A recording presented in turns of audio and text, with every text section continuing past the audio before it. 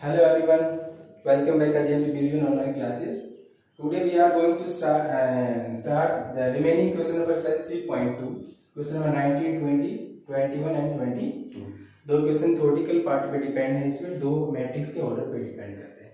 ये कुछ क्वेश्चन हमारे रह गए थे, आज हम इनको सोल्व करके इस एक्सरसाइज 3.2 को कंप्लीट करते हैं। बिफोर गोइंग टू स्टार्ट देखते हैं remaining question. Open your book, open your PDF format and such type of questions. जो क्वेश्चन है ये आपने सामने थ्योरेटिकल क्वेश्चन है, लेंथी है, क्वेश्चन को समझे पहले। क्या कहता है question? A trust fund has ₹30,000। एक ट्रस्ट फंड है जिसके पास ₹30,000 है, ठीक है सर। क्या कहता है? That must be invested. उस 30,000 अमाउंट को वो इन्वेस्ट करना चाहता है इन 2 डिफरेंट टाइप्स ऑफ बॉन्ड, 2 तरह के बॉन्ड में। द फर्स्ट बॉन्ड पेज, जो पहला बॉन्ड है वो क्या पे करता है? 5% interest, 5% interest per year. And the second bond page 7% interest per year. कि जो वो 30,000 का अमाउंट अगर वो इन्वेस्ट करता है 2 डिफरेंट वेज में, डिफरेंट बॉन्ड्स में, तो फर्स्ट बॉन्ड जो होगा वो पे करेगा 5% interest per year and the second bond pays 7% interest per year. Using matrix multiplication, देखिए the main thing is that using matrix multiplication determine how to divide. Determine कीजिए कि हम कैसे डिवाइड करें किसको? ₹30,000 को, कि among the 2 types of bond, इन दोनों बॉन्ड में, if the trust fund must obtain an annual total interest, कि वो जो ट्रस्ट फंड है उसको जो टोटल इंटरेस्ट मिले पर ईयर वो क्या मिले? फर्स्ट केस में तो ₹1,800 एंड सेकंड केस में 2,000 का। अब अगर ये बात नहीं लिखता कि यूजिंग मैट्रिक्स मल्टीप्लिकेशन, तो इसको 5th क्लास का बच्चा भी सॉल्व कर देता, क्योंकि सिंपल इंटरेस्ट का फॉर्मूला लगा था, यहाँ से डायरेक्ट वो अमाउंट पे इंटरेस्ट निकाल के वैल्यू कर देता। कैसे? बोले सर फर्स्ट अगर आपका जो सॉल्यूशन देखते हैं, सॉल्यूशन कहता है कि सर हमारे पास जो टोटल अमाउंट इन्वेस्ट करने को है वो कितना है? 30,000 है सर। कितना है? 30,000 total amount. That should be invested in 2 types of bond. तो 2 तरह के बॉन्ड अगर मैं इन्वेस्ट करेगा, मान लीजिए ये फर्स्ट टाइप का बॉन्ड है, ये सेकंड टाइप का बॉन्ड है। हम अज्यूम करते हैं कि मान लीजिए उसने कुछ भी रुपए फर्स्ट टाइप के बॉन्ड में इन्वेस्ट किए होंगे, तो let be invested the amount in first type of bond is X rupees. तो सेकंड टाइप में कितने होंगे? जो टोटल था उसमें से फर्स्ट में जो अमाउंट इन्वेस्ट किया है वो माइनस करेंगे, तो सेकंड में क्या आएगा? 30,000 माइनस X रुपीस। अब सर जो फर्स्ट टाइप का जो बॉन्ड है ये 5% इंटरेस्ट देता है पर ईयर, तो मैं क्या करूंगा? Rate of interest 5% per year. और जो सेकंड टाइप का बॉन्ड है वो पे करता है 7% interest per year. That is the amount invested per year, 5% rate of interest. This is the remaining amount in the second type of bond and the rate of interest per year 7%. अब बोला sir इनका जो total interest हमें मिलेगा वो कितना मिलेगा? First case में अब थोड़ी देर के लिए मैं इसको रख कर रहा हूँ, यहाँ से हम इसको बाद में देखेंगे। सेकंड जो फर्स्ट केस में जो हमें टोटल इन्वेस्ट मिलना चाहिए उस ट्रस्ट फंड को कितना मिलना चाहिए? 1,800 रुपीज का। तो बोला सर इनका जो टोटल इंटरेस्ट आएगा वो हमें इतना चाहिए, तो क्या क्या तरह के अमाउंट हम फर्स्ट और सेकंड टाइप में हम इन्वेस्ट करें कि हमें टोटल इंटरेस्ट ये मिले? तो बोला सर सीधी सी बात है, अगर मैं इसको डायरेक्ट निकालना चाहता तो देखो फर्स्ट टाइप के मोड में आपने X रुपीस जो अमाउंट है वो इन्वेस्ट किया, रेट ऑफ इंटरेस्ट क्या है? 5% per annum, 5/100 plus second type के बॉन्ड में कितना था? 30,000 minus X, 30,000 minus X, rate of interest कितनी थी? 7% per annum, 7/100 and the total interest is what? 1,800। और इस इक्वेशन को मैं सॉल्व करके इजीली X की वैल्यू फाइंड कर लेता। इजीली X की वैल्यू फाइंड करना मतलब amount in invested in first bond, तो सेकंड में अपने आप आ जाता है। ये कर लेते, लेकिन we have to use the specific method that is using matrix multiplication. तो क्वेश्चन ये आता है कि how we write down the matrix and how we solve the given question for the amount. तो ध्यान से देखेंगे, आप एक बात तो क्लियर कर चुके होंगे कि जो अमाउंट हमें राइट हैंड साइड में मिलेगा वो एक सिंगल नंबर होगा। क्या होगा, एक डिजिट होगी, एक नंबर होगा। तो बस एक नंबर होता है, एक डिजिट होगी, तो उसका ऑर्डर क्या होगा, नॉर्मल 1 बाई 1 ऑर्डर का। किसी भी नंबर का, एक सिंगल नंबर का ऑर्डर क्या होगा, 1 बाई 1। तो बस सिंपली आप देखेंगे कि जो आपको अमाउंट चाहिए, जो आपको इंटरेस्ट दिया गया है वो 1800 का है। तो बोला सर इस 1800 रिजल्टेंट मैट्रिक्स का ऑर्डर हम क्या ले सकते हैं, 1 बाई 1 होगा, 1 बाई 1। तो बोला सर जो लेफ्ट हैंड साइड में आप दो तरह की, देखिए यहाँ पे दो तरह की क्वांटिटी आपके पास है। एक तो क्वांटिटी आपके पास कौन सी हो गई, अमाउंट की, और दूसरी क्वांटिटी आपके पास क्या है बेटा, रेट ऑफ इंटरेस्ट की। तो बोला सर हमारे पास दो तरह की मैट्रिक्स बन सकती है यहाँ पे, कैसे, एक तो मैं 1 बाई 2 की बनाऊं और एक किसकी बनाऊं, 2 बाई 1 की। देखिए एक तो मैं अमाउंट मैट्रिक्स बनाता हूं और एक अमाउंट किसकी डेवलप करता हूं यहाँ पे, मैट्रिक्स रेट ऑफ इंटरेस्ट की। तो जो अमाउंट मैट्रिक्स होगी वो क्या बन सकती है, the amount will be invested in first type of bond is x, then the amount in second type of bond 30,000 minus x, 30,000 minus x। तो बोला सर ये तो हुआ amount invested in two type of different bonds and the rate of interest है ना in both amount. ये आपकी देखिए 5%, मैं उसका परसेंट रिलीज करके यहाँ 100 लिख रहा हूँ, 7% per year, 7/100। The order of first matrix is 1 by 2, 1 row 2 column, and the order of second matrix 2 row 1 column, right? Matrix multiplication is possible ना, number of row and column is equal to number of row, तो resultant matrix का order क्या हो जाएगा बेटा, 1 by 1। तो 1 by 1 होगा तभी तो equality of matrix हम इनको सोल्व कर पाएंगे। तो दिस इज द ऑर्डर। कईयों के दिमाग में बात घूमी होगी सर मैं इसको पहले लिख लेता तो, हाँ बिल्कुल लिख सकते थे। बहुत सारे बच्चे इसको ऐसे लिखते हैं 5 by 100 एंड 7 by 100, और जो अमाउंट मैट्रिक्स उसको बाद में लिखते हैं तो वो ऐसे लिखते हैं 30,000 माइनस x। हाँ एक बात का विशेष ध्यान रखें कि ऑर्डर चेंज ना करें, बिकॉज मैट्रिक्स में ऑर्डर का बहुत बड़ा रोल होता है, क्योंकि this quantity always multiply by this. तो आपने यहाँ 5% पर एनम पहले लिया है तो डेफिनेटली यहाँ x आएगा, क्योंकि यहाँ मल्टीप्लाई इससे होनी है। Matrix multiplication is possible because the number of column in first matrix is equal to number of row in second matrix. तो बोला सर मैट्रिक्स मल्टीप्लिकेशन पॉसिबल है और रिजल्टेंट मैट्रिक्स का ऑर्डर क्या हो जाएगा बेटा, 1 by 1। तो मैं क्या करूंगा, on multiplying first matrix to second matrix, then the multiplication said that x into what, 5 by 100 plus 30,000 minus x into what, 7/100, and that complete amount is equal to what, 1800। तो you can see कि आपके पास simple, देखिए आप वही calculation आनी sir है ना, वही कैलकुलेशन आती है, देखो सिंपल कैलकुलेशन। लेकिन हमें ये कैलकुलेशन फाइंड कैसे करनी थी, मैट्रिक्स मल्टीप्लिकेशन से। तो अब क्या करेंगे, अब सर हम इसको सोल्व करेंगे। देखिए ये क्या बन गया आपके पास, 5x अपॉन टोटल कितना है 100 प्लस ये अंदर इसमें मल्टीप्लाई में जाएगा बेटा है ना, तो ये हो जाएगा 7 3 21 और ये आपके 4 zeros 1 2 3 4, यानी कि ये हो गया आपका 2,10,000 माइनस 7x अपॉन कितना है 100 and that equals to 1800, right. अब क्या करेंगे सर, एलसीएम, ये एलसीएम 100 जब आप लेंगे तो ये क्या बन जाएगा, देखिए 5x plus 21 and 4 0 2,10,000 minus 7x is equal to 18 और ये 100 चला जाएगा मल्टीप्लाई में, यानी कि 00। अब मैं क्या करूंगा, ये 5x minus 7x minus 2x इसको राइट हैंड साइड में भेजूंगा, इसको इधर भेजूंगा, 2,10,000 1,80,000 है ना। तो मैं माइनस करूंगा तो ये कितना बचेगा, देखो ये इधर आएगा और माइनस का 2x, 5 माइनस 7 कितना बचा, minus 2x and that equals to minus 3,000 30,000 minus 30,000 minus minus cancel 2 से 15। तो value of x is what, plus value of x आई आपकी 15,000, वैल्यू ऑफ x क्या आई 15,000। What is x, the amount invested in first type of bond, the amount invested in first type of bond. तो बोला sir first type of bond में आपने amount invest किया 15,000, तो सेकंड में कितना होगा, बोला sir 30,000 minus 50,000 because x is the amount that is 15,000। तो मैं इसमें से माइनस करूंगा तो दोनों टाइप के बॉन्ड में जो अमाउंट हमारे पास इन्वेस्टेड होगा वो क्या होगा, 15,000 एंड 15,000।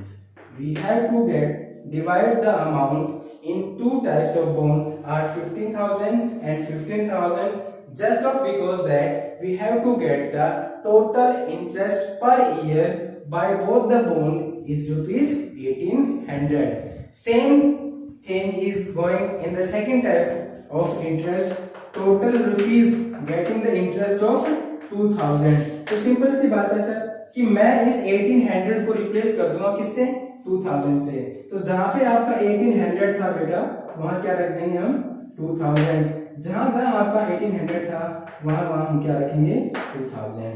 तो उम्मीद करता हूं कि इस क्वेश्चन को आप सोल्व करेंगे, क्योंकि फर्स्ट टाइप का बॉन्ड मैंने आपको सोल्व कराया with the rate of interest given आपको थी, जिसमें हमें टोटल इंटरेस्ट क्या मिला था 1800 का, और जो 2000 का है वो आप खुद सोल्व करेंगे। ठीक है, please pause the video to note it down. Question number 20 बेटा, क्वेश्चन नंबर 20 मैंने लिखा नहीं है बोर्ड पे, आप अपने बुक में या फिर अपने पीडीएफ में ओपन कीजिए, साथ साथ मैं आपको क्वेश्चन रीड करवाता हूं। The book shop of a particular school, एक पर्टिकुलर स्कूल का बुक सेलर है, बुक शॉप जो है वो बुक सेल करता है। ठीक है, किस किस क्वांटिटी में करता है, किस रेट पे करता है, वो हम आपको बताएंगे। क्या कह रहा है, 10 डजन ऑफ केमिस्ट्री बुक, मैं शॉर्ट नोट में लिख भी रहा हूं यहाँ पे कि जो 10 डजन है वो किसकी है, केमिस्ट्री बुक है। ठीक है, and 8 dozen of physics book, 8 dozen किसके हैं, फिजिक्स बुक के, and 10 dozen of economics book, 10 dozen of economics book. ठीक है, 10 dozen of economics books. Their selling price, इन सब के जो सेलिंग प्राइस है बेटा वो क्या है, इन सब के जो सेलिंग प्राइस है वो फर्स्ट के तो है, फर्स्ट जो आपको दिया 80 रुपीज है ना per dozen, 80 rupees. Their selling price are each respectively, आपको दिए गए हैं उनके सेलिंग प्राइस हर एक बुक के। इसके 80 रुपीज है, इसका जो सेलिंग प्राइस है बेटा वो है 60 रुपीज, और इसका जो सेलिंग प्राइस है बेटा वो है 40 रुपीज ईच। क्या कहता है, find the total amount of book shop will receive, find the total amount will the book shop receive all the book using matrix algebra. Listen carefully, क्या कहता है कि एक स्कूल में एक बुक सेलर है, वो कुछ बुक सेल करता है। वो बुक इस तरह से सेल करता है कि जो क्वांटिटी ऑफ बुक है वो क्या है, 10 dozen of chemistry book, 8 dozen of physics book and 10 dozen of economics books. If the selling price of each book will rupees of 80 of one book of chemistry, rupees 60 of one book of physics, and rupees 40 for one book of economics. You can see that 10 dozen of chemistry book, it means total number of books are 120. 8 dozen of physics books, it means total number of books are 96, because one dozen contain equal to total 12 number of quantity ना, तो each and every book dozen multiplied by 12, 12 10 120, 12 8 are 96, and again 12 10 120, right? These are the quantity of books, and the selling price of one book will be multiplied the total, gives the total amount, gives the total amount। अगर मैं in total books को एक book के selling price से multiply करूं तो मैं total amount ले सकता हूं इजीली, लेकिन हमें मैट्रिक्स अलजेब्रा से इसको सोल्व करना है बेटा। किससे करना है, मैट्रिक्स अलजेब्रा सोल्व करना है। We have to find the total amount received by the book seller if the total number of quantity of books is that and the selling price is this. तो बड़ा sir अगर आप यहां से multiply करते हैं, देखिए 0 0 12 8 are 96, right? This is 0 6 6 6 6 36, 3 carry होगा आपका, 9 6 are 54 और 3 57. This is 0 0 12 4 are 48, and that will be the total amount 0 0 0. This is 6 6 8 7 15 और 6 21, 2 carry, 4 और 2 6 6 plus 5 11 11 plus 9 20, 20,160. This is the total amount received by the bookseller. But this is the shortcut method. But we have to do this question by matrix multiplication. तो देखते हैं sir matrix algebra से या matrix multiplication से हम question को कैसे solve करेंगे। सॉल्यूशन कहता है सर वही सेम कि जब हमारा जो इन्वेस्टेड अमाउंट या फिर जो हमारा रिसीविंग अमाउंट होगा that is always a number ना, तो वो नंबर क्या होगा, एक सिंगल ऑर्डर का होगा 1 by 1 का। तो बोला सर जो टोटल अमाउंट हमें मिला वो अमाउंट मिला हमें 20,160 का, लेकिन हम ये लिखेंगे नहीं, ये हम लिखेंगे नहीं क्योंकि टोटल अमाउंट हमें चाहिए, तो बोले सर क्या करेंगे, net amount will be received by the seller. तो क्या करेंगे हम मैट्रिक्स अलजेब्रा फिर से करेंगे। तो क्या करेंगे सर कि जो ऑर्डर हमारा जो अमाउंट मिलेगा उसमें क्वांटिटी हमें एक 1 by 1 क्वांटिटी मिले। तो वही है कि आपके पास दो तरह की मैट्रिक्स अलजेब्रा बन सकते हैं, क्या, एक तो सर क्वांटिटी डजन में और दूसरा आपके पास सेलिंग प्राइस है। तो क्या करेंगे, तो बोले सर हम एक डजन में जो नंबर ऑफ बुक्स हैं उनको प्रीफर करेंगे ना, किसमें, ये क्वांटिटी में। तो बोले सर आप उन बुक्स को चेंज कीजिए, 120 बुक्स ऑफ केमिस्ट्री हो जाएंगी आपकी, 96 बुक ऑफ फिजिक्स हो जाएंगी आपकी, और 120 बुक्स किसकी जाएंगी बेटा आपकी इकोनॉमिक्स, ठीक है। तो बोले सर मैं इसको मैट्रिक्स में कन्वर्ट करूं और दूसरा सेलिंग प्राइस आपकी है क्या है 80, 60 एंड 40। तो मैं इसको जब चेंज करता हूं तो वही है, एक तो मैं 1 by 3 ऑर्डर रख लूं और एक क्या रख लूं 3 by 1। तो this is equal when this amount will be in the same quantity. तो ये ऑर्डर रिक्वायर्ड मैट्रिक्स में 1 by 1 होगा क्योंकि हमें जो अमाउंट मिलना चाहिए ना। तो बेटा क्या करेंगे आप 120, 96 and this is 120, this is the order of the book, right, quantity of book, and the selling price is in the matrix such as that is 80, this is 60 and this is 40। बहुत सारे बच्चे बोले sir अगर इसको ऐसे लिख दे तो ऐसे लिख दे, तो आप सेलिंग प्राइस पहले लिख सकते हैं 80, 60 and 40, right, and the amount of the book in the sequence 120, 96 and 1। order never be changed, order change नहीं होना चाहिए। then by matrix multiplication, आप मैट्रिक्स मल्टीप्लाई करेंगे दोनों केसेस में, then you can find that the multiplication will not change। 120 multiplied by 80 plus 96 multiplied by 60 plus 120 multiplied by 40। in the same manner 80 multiplied by 120, 60 multiplied by 96 and 40 multiplied by 120, and the total sum of this amount will be received by the bookseller in the school by using matrix algebra।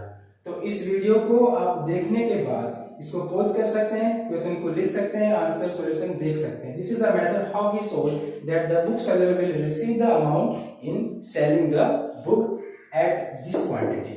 Now the next question, question number 21 and 22 that depends on the what order of the matrices। मैं बेटा order लिख रहा हूं ना, आप ध्यान से देखेंगे। जो क्वेश्चन नंबर 21 है उसमें क्या कह रहा है कि assume that आपके पास x, y, z, w and p are such matrices। तो उनका जो ऑर्डर है बेटा, जो x मैट्रिक्स है उसका ऑर्डर है 2 by n, right, y matrix है उसका ऑर्डर है 3 by k, right, z matrix है उसका ऑर्डर है बेटा 2 by p, और जो नेक्स्ट w मैट्रिक्स है उसका ऑर्डर है n by 3, और जो लास्ट मैट्रिक्स p है उसका ऑर्डर है बेटा p by k। ये कुछ मैट्रिसेस दिए हैं आपको x, y, z, w and p, इनका रेस्पेक्टिव ऑर्डर आपको दिया गया है, ठीक है। क्या पूछता है sir, now answer the following question number 21 and 22। Question number 21 कहता है the restriction on n k, restrictions on n and k, कि इन पे क्या रेस्ट्रिक्शंस हो कि py प्लस wy क्या हो, py plus wy, py plus wy will be defined r, will be defined r। तो बस एक बात बताइए, py कब पॉसिबल होगा, जब number of column is equal to number of row. तो बोले सर p का ऑर्डर क्या है, बोले सर p का ऑर्डर है आपका, ये देखिए p by k, इसका ऑर्डर है p by k। अगर मैं लिखना चाहूँ इसको थोड़ा बोल्ड लेटर में, तो जो p का और इनका जो y का ऑर्डर है वो मैं रेस्पेक्टिव ऑर्डर के अकॉर्डिंग इनको लिखना चाहूंगा py प्लस wy। तो p का जो ऑर्डर है वो सर है p by k, राइट, और y का जो ऑर्डर है बेटा वो है आपका 3 by k।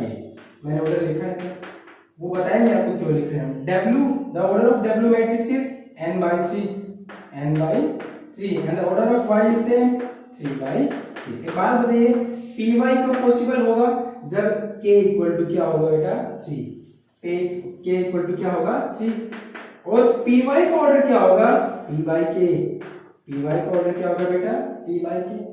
डब्ल्यू वाई का पॉसिबल है जब ये इक्वल होंगे, ये ऑलरेडी इक्वल है, तो डब्ल्यू वाई का ऑर्डर क्या होगा, एन बाई के, डब्ल्यू वाई का ऑर्डर क्या होगा, एन बाई के। तो बोला सर पी वाई का ऑर्डर आया आपका पी बाई के और डब्ल्यू वाई का ऑर्डर आपका आता है एन बाई के।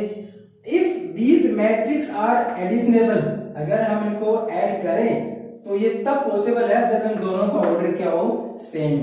जब ये सेम ऑर्डर की होगी, कंपेरेबल मैट्रिक्स होंगे, तब ही हम इनको क्या कर पाएंगे, ऐड कर पाएंगे। तो देखिए पी बाई के एन बाई के, तो ये तो सेम ऑर्डर के ये तो सेम है, तो किसको किसके इक्वल होना पड़ेगा सर, p को n के इक्वल।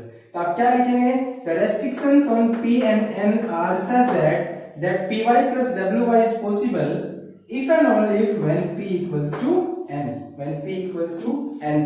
अब सर आपने एक बात बताइए, आपने k की वैल्यू कहीं ना कहीं फाइंड आउट की होगी इसमें, आपने k की वैल्यू कहीं ना कहीं फाइंड आउट की होगी इसमें। देखो k इक्वल टू 3 है, k इक्वल टू क्या है 3, तो मैं इस ऑर्डर को क्या लिख सकता हूँ यहाँ से, दिस इज इक्वल टू 3, तो p इक्वल टू क्या है n। क्या हमारे पास ऐसा कोई ऑप्शन है, हाँ देखिए फर्स्ट ऑप्शन में क्या दिया है, k इक्वल टू 3 होगा और p इक्वल टू क्या होगा n। तो py plus wy is it possible if and only if when k is 3 and p equals to n। and behalf of this question number 22 में क्या कहते हैं कि अगर हम आपको ये दे दें कि n इक्वल टू क्या है p, ये गिवन क्वांटिटी है, then what is the order of the matrix 7x minus 5z, 7x minus 5z। तो आपको ये पता होगा कि when we get the scalar multiplication of any matrix, जब हम किसी मैट्रिक्स का स्केलर मल्टीप्लिकेशन फाइंड आउट करते हैं, then the order never change, उस मैट्रिक्स का ऑर्डर कभी भी चेंज नहीं होता है sir.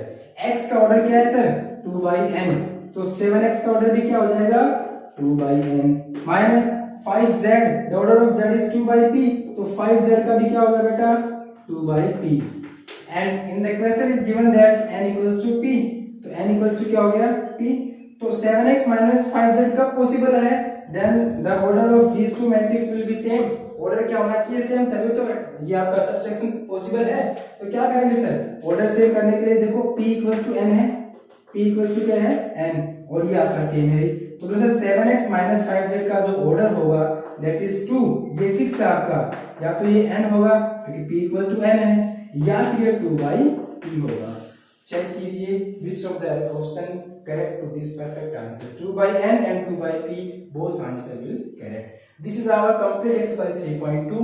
in the next video we are going to start exercise 3.3। उससे पहले कुछ basic introduction की है, transpose of matrix, such type of the basic introduction will given before going to start exercise 3.3। thank you, have a nice day, stay safe, stay home।